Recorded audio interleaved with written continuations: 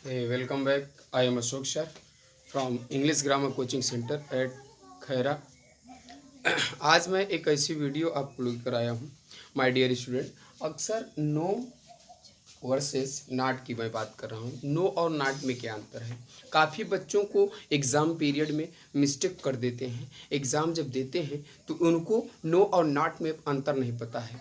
आज मैं नो और नॉट में क्या अंतर है उसको बताने जा रहा हूँ। यानी कि आप आज से आप यह ठान लीजिएगा कि अशोक सर के साथ जुड़े हुए हैं ना, तो आज से आपको कभी भी नो और नॉट में समस्या नहीं होगी। फ्यूचर में आप चाहे एसएससी का एग्ज़ाम दे रहे हो, चाहे सीपीओ का एग्ज़ाम दे रहे हो, चाहे बैंकिंग का एग्ज़ाम दे रहे हो, चाहे पीओ का एग्ज़ाम दे रहे हो, if you any others competitive exam है ना, you are giving the any others competitive exam, never mistake no and not, understand. अब आप कोई भी कॉम्पिटिटिव एग्जाम दे रहे हैं तो उसमें नो एंड नॉट में कोई अंतर आपको आज मैं क्लियर करा दे रहा हूँ। आज के बाद कोई प्रॉब्लम नहीं होगी। आप अशोक सर के साथ जुड़े हुए हैं, आप मेहनत करिए थोड़ा सा। आप अगर मेरे चैनल पर नए होंगे तो सबसे पहले मेरे चैनल को एक बार तो ज़रूर इसको लाइक होगा तो लाइक करिएगा, अगर लाइक नहीं है तो डिसलाइक भी ज़रूर कर दीजिएगा, क्योंकि मुझे यह पता हो जाएगा कि मुझे चाहने वाले, मुझसे प्यार करने वाले जो विद्यार्थी हैं, जो स्टूडेंट हैं, जो पीपल हैं, वो कभी भी यानी कि मुझे कितना लव करते हैं, कितना प्यार करते हैं, मेरी वीडियो कितना देखना चाहते हैं, कितना चाहते हैं, ये मैं आपको बताना चाहता हूँ। मैं माय डियर स्टूडेंट, मैं आपके लिए काम करता हूँ, आपके लिए मेहनत करता हूँ। तो चलिए आज स्टार्ट करता हूँ। मैंने आप सबसे पहले नो की बात मैं करता हूँ। नो का सबसे पहले ध्यान रखिए। नो का अर्थ होता है, ध्यान समझिएगा, नो का अर्थ होता है नॉट, ध्यान समझिए, नॉट ए एन, ध्यान समझिएगा। इसके बाद नो का अर्थ होता है नॉट एनी, यानी नो का अर्थ क्या क्या होता है यह ध्यान रखिए। हमने कहा नो का अर्थ होता है, नो का मतलब होता है not A and not any होता है, करेक्ट। अब ध्यान रखिए, नो और नॉट का इसका प्रयोग कहाँ करते हैं, ध्यान समझिएगा। इसका प्रयोग वहां किया जाता है यानी कि सिंगुलर काउंटेबल नाउन के लिए। क्या करते हैं? सिंगुलर काउंटेबल नाउन के लिए किया जाएगा। कहाँ किया जाएगा? सिंगुलर काउंटेबल नाउन के लिए, करेक्ट। आप ध्यान रखिए, यानी कि which noun can be counted, it's card countable noun, it's card countable noun. तो ध्यान रखिए, हमने कहा सिंगुलर काउंटेबल नाउन के लिए आप नो का इस्तेमाल कर सकते हैं। किसका इस्तेमाल कर सकते हैं? नो का। किसके सेंस में?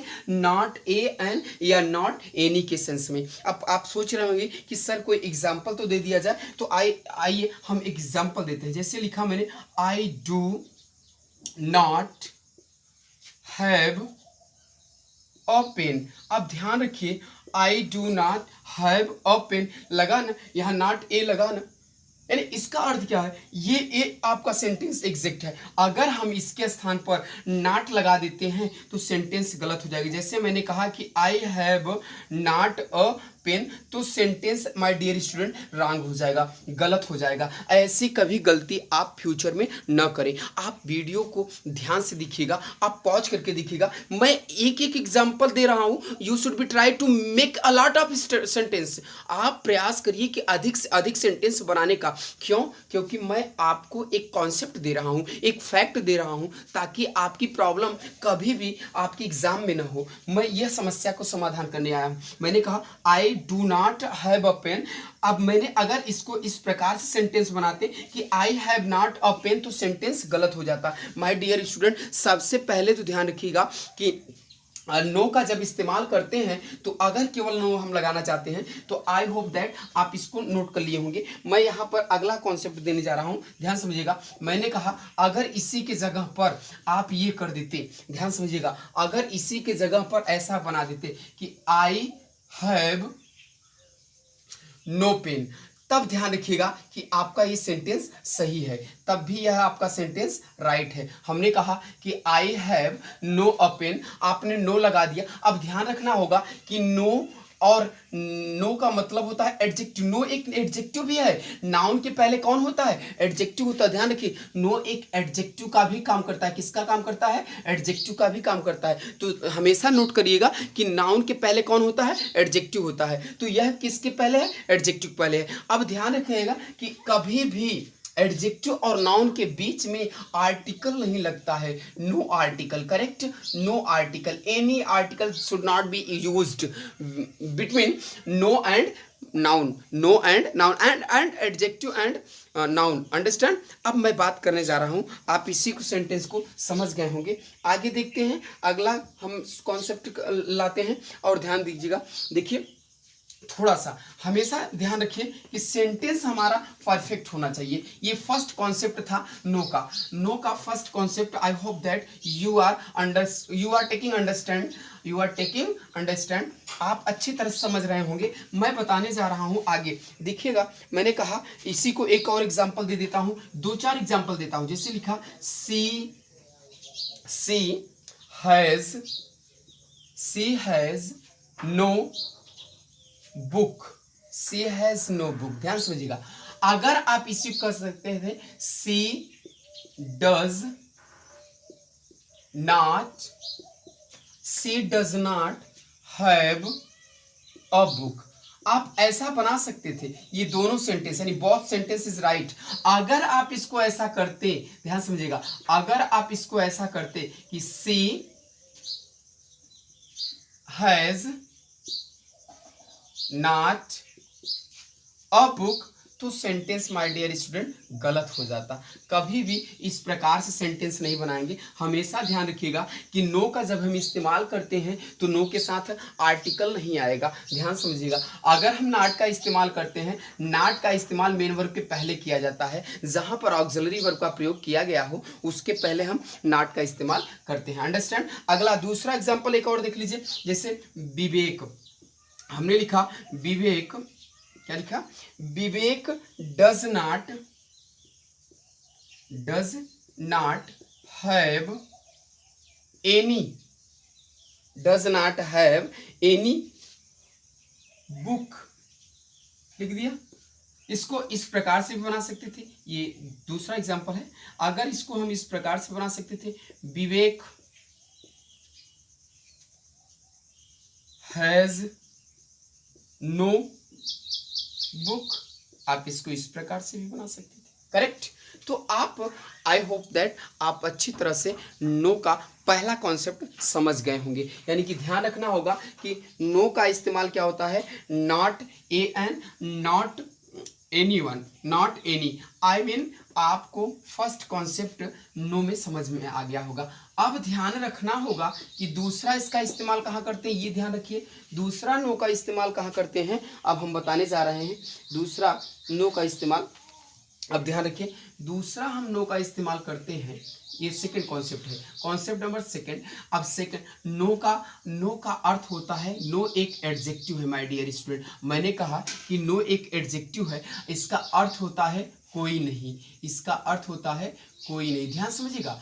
हमने कहा कि नो एक एडजेक्टिव होता है, इसका अर्थ होता है कोई नहीं, ध्यान समझिएगा। अब ध्यान रखिए, नो के बाद आप तुरंत ध्यान रखिए कि नो के बाद आप इस्तेमाल कर दीजिए अनकाउंटेबल नाउन। किसका इस्तेमाल करेंगे, अनकाउंटेबल नाउन, ध्यान समझिएगा, अनकाउंटेबल नाउन, करेक्ट। अब अनकाउंटेबल नाउन जब लगा देंगे तो ध्यान रखिएगा, और यह अनकाउंटेबल नाउन कैसा, जब निगेटिव सेंस शो करेगा तब का, जब निगेटिव सेंस को शो कर रहा है तब हम वहां पर किसके, अनकाउंटेबल नाउन का इस्तेमाल करेंगे, करेक्ट। अब जैसे एग्जाम्पल के थ्रू देख लिया जाए, फॉर एग्जाम्पल देखते हैं। मैंने कहा कि आई हैव नो मनी, मेरे पास रुपए नहीं है, मेरे पास कोई रुपए नहीं है। दरअसल यहाँ पर नो का इस्तेमाल आप किसके पहले किए, नाउन के पहले। बताइए, मनी एक नाउन है ना, तो नाउन के पहले क्या होता है, एडजेक्टिव होता है ना। तो नो यहाँ एज ए एडजेक्टिव का वर्क किया कि नहीं किया, कर रहा है ना। आप अच्छी तरह समझ रहे हैं ना। आपको मैंने कहा कि नो एक एडजेक्टिव वर्ड है, और एडजेक्टिव किसके पहले आता है, नाउन के पहले आता है। तो ध्यान रखिए कि मनी एज ए नाउन और कैसा नाउन, अनकाउंटेबल नाउन। इसके पहले किसका प्रयोग किया गया, नो का प्रयोग किया गया। ये किसका काम कर रहा है, एडजेक्टिव का काम कर रहा है, करेक्ट। अब बात हम करते हैं इसी सेंटेंस को अगर हम इस प्रकार से लिखते, अगर हम इसको कर देते नॉट मनी कर देते, तो ध्यान रखिए माय डियर स्टूडेंट, आप यह सेंटेंस 100% रॉन्ग हो जाता, गलत हो जाता, यह इनकरेक्ट सेंटेंस हो जाता, अंडरस्टैंड। अब आगे दूसरा एग्जांपल देख लीजिए। दूसरा एग्जांपल मैंने कहा नो वर्ड्स, नो वर्ड्स कोई शब्द नहीं है, no words can describe, can describe, ध्यान रखिए, no words can describe her beauty, her beauty, उसकी सुंदरता को, उसकी सुंदरता को की अर्थात प्रशंसा करने के लिए, उसकी सुंदरता के वर्णन करने के लिए, उसकी सुंदरता को बताने के लिए मेरे पास कोई शब्द नहीं है। यहाँ पर देखिए वर्ड्स एज ए नाउन है और नो एज ए एडजेक्टिव है, ये एडजेक्टिव के रूप में प्रयोग किया गया है माय डियर स्टूडेंट, करेक्ट। अब आप इसको आई होप दैट आप समझ गए होंगे। मान लीजिए एक और सेंटेंस दे देता हूं मैं, अगला सेंटेंस देख लीजिए इसको कैसे, जैसे मैंने लिखा कि there is no information, there is no information, ध्यान समझिएगा, देयर इज नो इंफॉर्मेशन। अब माय डियर स्टूडेंट बताइए इंफॉर्मेशन जो है एज ए नाउन हुआ कि नहीं हुआ, और नो यहाँ पर एडजेक्टिव हुआ ना, तो आप बताइए यहाँ पर आप किसका प्रयोग, यानी कि आपको आई होप दैट आप अच्छी तरह समझ गए होंगे कि नो एक एडजेक्टिव वर्ड है, नो यहाँ पर एडजेक्टिव का कार्य कर रहा है, तो आप नो का इस्तेमाल आप दूसरे कॉन्सेप्ट में नो को समझ गए होंगे। Okay, thank you. तो अब हमें इसको आप अच्छी तरह से उतार लीजिएगा और कॉपी कलम लेकर के पढ़िएगा। अशोक सर के साथ पढ़ रहे हैं तो इसमें डरने की क्या बात है, इसको अंग्रेजी आप अपने दिमाग से निकाल दीजिएगा, अंग्रेजी आएगा नहीं, मैं हूं ना, मैं अंग्रेजी सिखाऊंगा, मैं आपको बताऊंगा, इट इज आई, मैं हूं, मैं सिखाने का प्रयास करूंगा। Don't be hesitate to learn English, without word can not be stand any sentence, understand. You should be try to speak English, never hesitate, neither things are right or wrong, understand. अब बात करते हैं हम यहाँ पर आगे की, मैं अगली कॉन्सेप्ट की बात करता हूँ, मैं अगला नाउन की बात कर रहा हूं कि नो का अगला इस्तेमाल कहाँ करते हैं। मैंने अब दो कॉन्सेप्ट की बात कर लिया नो की, अब तीसरा एंड थर्ड यूज हम नो का कहाँ करते हैं ये देख लिया जाए माय डियर स्टूडेंट। थर्ड इसका यूज कहाँ करते हैं, ध्यान रखिए, नेबर का नो का थर्ड यूज आप ध्यान रखिए, नो का थर्ड यूज आप कर सकते हैं कहाँ, कंपैरेटिव, कहाँ पर कर सकते हैं, कंपैरेटिव डिग्री। आप कंपैरेटिव डिग्री पढ़े हैं ना, आपको कंपैरेटिव डिग्री आता है ना, अगर नहीं आ रहा होगा कंपैरेटिव डिग्री तो आई प्रॉमिस टू यू, मैं आपसे वादा करता हूं कि I should be try to make a video on comparative degree. मैं एक कंपैरेटिव डिग्री पर एक वीडियो जरूर बनाऊंगा, you should be watch my video, आप मेरी वीडियो को देख सकेंगे, आपको मैं बनाऊंगा और मैं आपको बताऊंगा, अंडरस्टैंड। मैंने कहा इसका नो का इस्तेमाल कहाँ कर सकते हैं, डिग्री में कर सकते हैं माय डियर स्टूडेंट। अगर कंपैरेटिव डिग्री है तो आप सेंटेंस को वहां पर नो का इस्तेमाल कर सकते हैं। मैं एग्जांपल के थ्रू आपको बताने का प्रयास कर रहा हूं। मैंने कहा जैसे कि there is no prettier girl, ध्यान की, there is no girl, there is no prettier, कह रहा कि कंपैरेटिव डिग्री के पहले, before, no is used before the comparative degree, no is used before the comparative degree. हमने कहा कि there is no prettier girl then, sorry, in the class, ध्यान समझिएगा, in the class then Shalu, correct. हमने कहा कि देयर इज, है ना, मैंने लिखा कि there is no prettier girl in the class, कक्षा में कोई ऐसी लड़की सुंदर नहीं है जितना कि शालू है, करेक्ट। तो यहाँ पर नो एक क्या है, एडजेक्टिव हो गया, और ये जो है कंपैरेटिव डिग्री के पहले आया है, prettier as a comparative word, understand. अगला एग्जाम्पल ध्यान रखिए, अगला एग्जाम्पल मैं दूसरा एग्जाम्पल देता हूं। दूसरा एग्जाम्पल देखिए, यू विल फाइंड, हमने लिखा you will find, find means क्या होता है, खोजना, पाना। You will find no better, you will find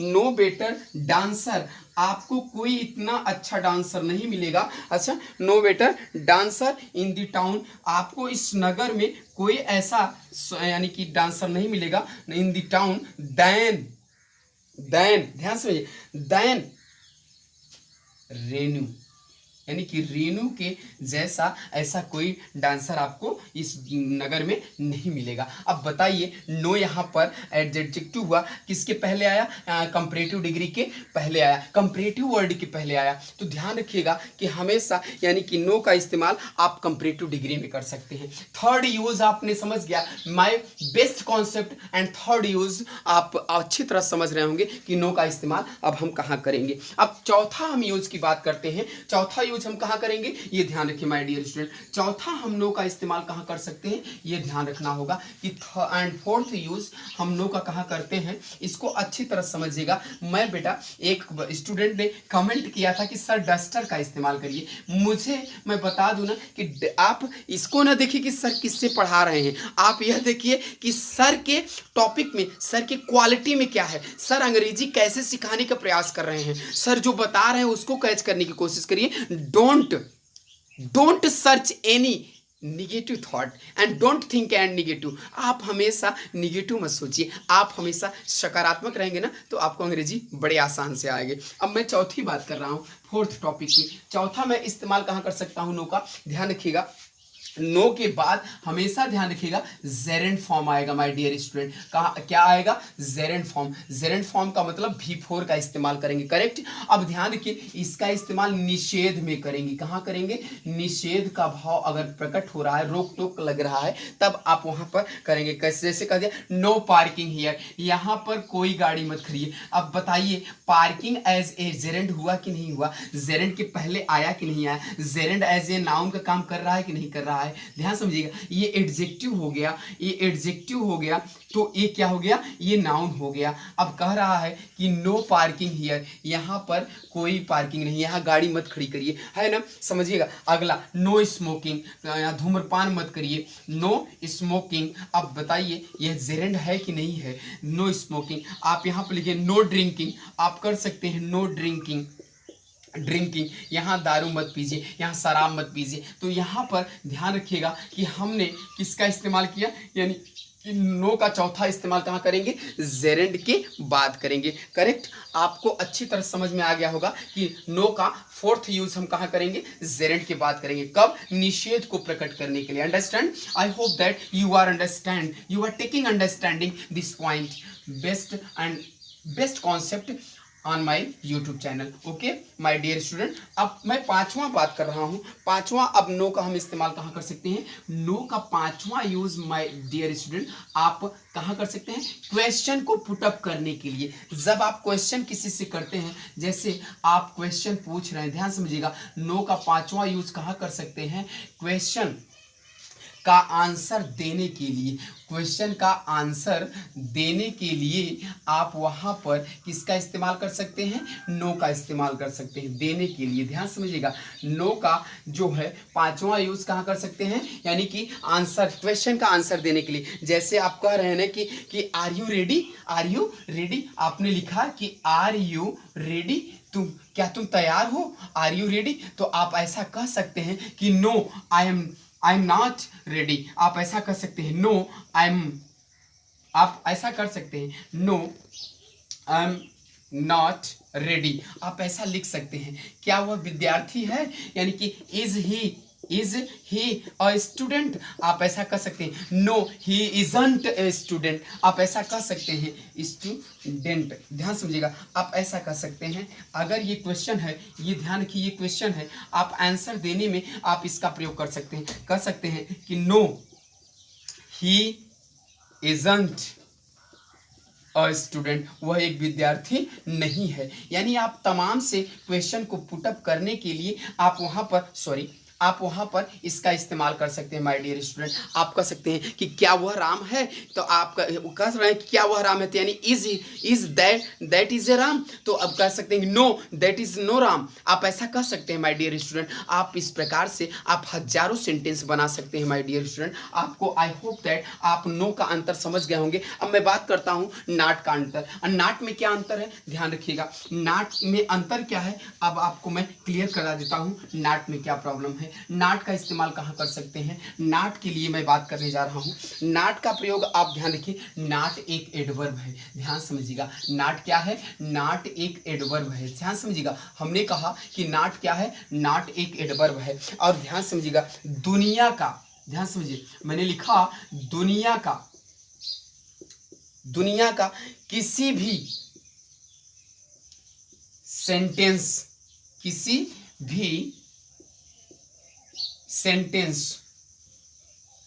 दुनिया का किसी भी सेंटेंस को निगेटिव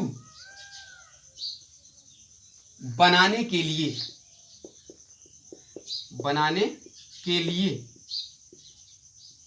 ध्यान समझिएगा, बनाने के लिए आप किसका प्रयोग, नाट का यूज कर सकते हैं। किसका यूज कर सकते हैं, नाट का यूज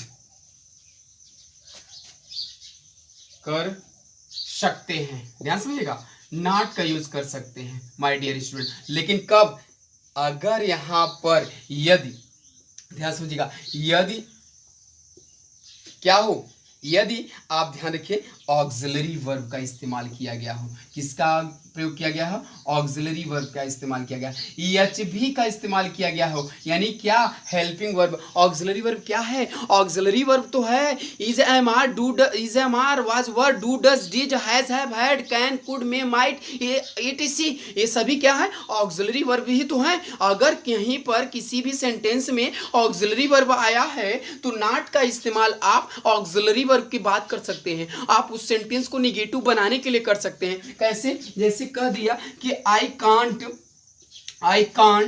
स्पीक इंग्लिश, मैं अंग्रेजी नहीं बोल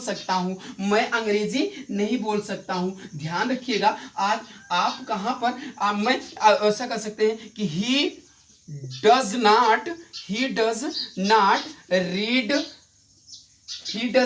रीड, वह नहीं पढ़ता है। आप यहां पर ध्यान रखिए कि आपने निगेटिव बनाया कि नहीं बनाया। आपको मैंने कहा कि आप नॉट का इस्तेमाल ऑक्सिलरी वर्ब के बाद एंड मेन वर्ब के पहले, यानी not is used after auxiliary verb and before the main verb. I repeat now, मैंने कहा not is used after auxiliary verb and before the main verb. Understand, लिख लीजिएगा। हमने कहा कि नॉट का इस्तेमाल आप हमेशा मेन वर्ब के पहले और ऑक्सिलरी वर्ब के बाद कर सकते हैं। इसके लिए आपको अच्छी तरह समझ में आ गया होगा। आई होप दैट आपको मैं जो बता रहा हूं, अब आप आज से समझिएगा कि नो एक एडजेक्टिव है और नॉट एक एडवर्ब है। नॉट का इस्तेमाल हमेशा ध्यान रखिए कभी भी नाउन के पहले नहीं आता है। जब भी आता है या तो मेन वर्ब होगा तो मेन वर्ब के पहले ही इसका इस्तेमाल किया जाता है एंड ऑक्सिलरी वर्ब के बाद इस्तेमाल किया जाता है।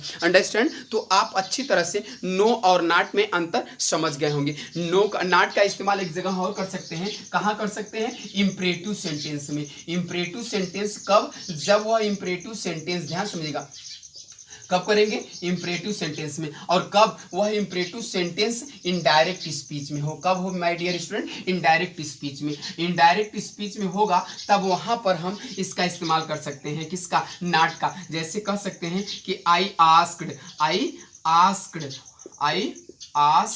ध्यान समझिएगा, मैंने कहा आई आस्क्ड मी